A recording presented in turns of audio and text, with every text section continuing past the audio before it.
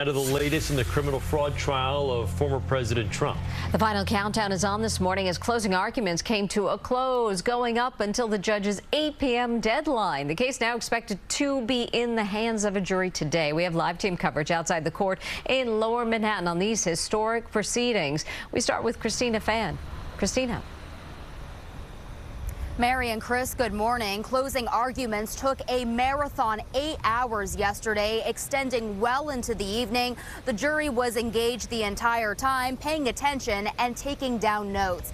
In its final chance to present its arguments to the jury, the prosecution said that Trump schemed with Michael Cohen and former National Enquirer publisher David Pecker in an alleged conspiracy and cover-up, burying scandalous stories while Trump ran for president and falsifying records related to the $130,000 payment to Stormy Daniels, all of which Trump has denied. Meanwhile, Trump's defense team hammered away at Cohen's credibility, claiming he lied on the stand and called him the greatest liar of all time. The defense spent hours saying in a variety of different ways, sometimes explicitly, sometimes implicitly, Michael Cohen is a liar and Michael Cohen is the thing that connects any alleged criminal wrongdoing to the former president. Tensions flared when Trump's attorney told the jurors you cannot send somebody to prison based upon the words of Michael Cohen. That enraged Judge Juan Merchan, who clarified that a prison sentence is not required in this case, even in a conviction. He instructed the jury to disregard that comment. Now, court resumes this morning at 10 a.m. The judge is expected to charge the jury, and then deliberations will begin.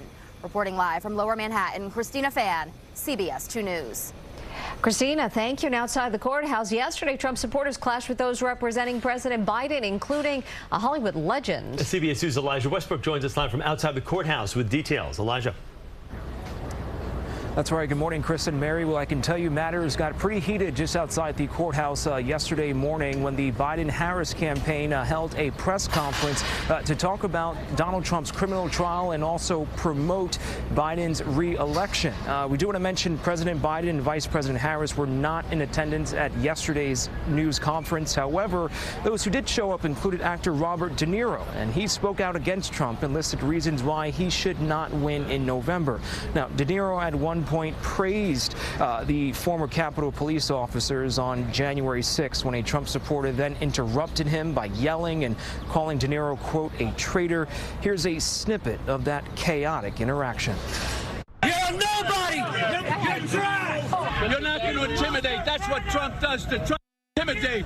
We are going to fight back. You're washed up.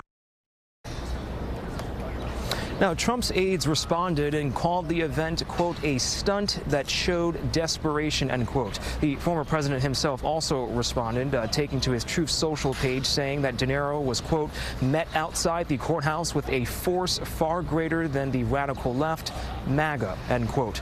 Well, here's Trump speaking to our cameras Tuesday morning ahead of closing arguments. This is not a trial that should happen. It's a very sad day. This is a dark day in America. We have a rigged court case that should have never been brought. And back out here live, we do want to mention that CBS News did reach out to the Biden-Harris campaign to understand more about why that press conference was set up here outside the courthouse. And they did tell us that they wanted to essentially set the stage, set the stakes, if you will, for the upcoming presidential debates, and also add that Donald Trump is a defendant and a threat to American democracy.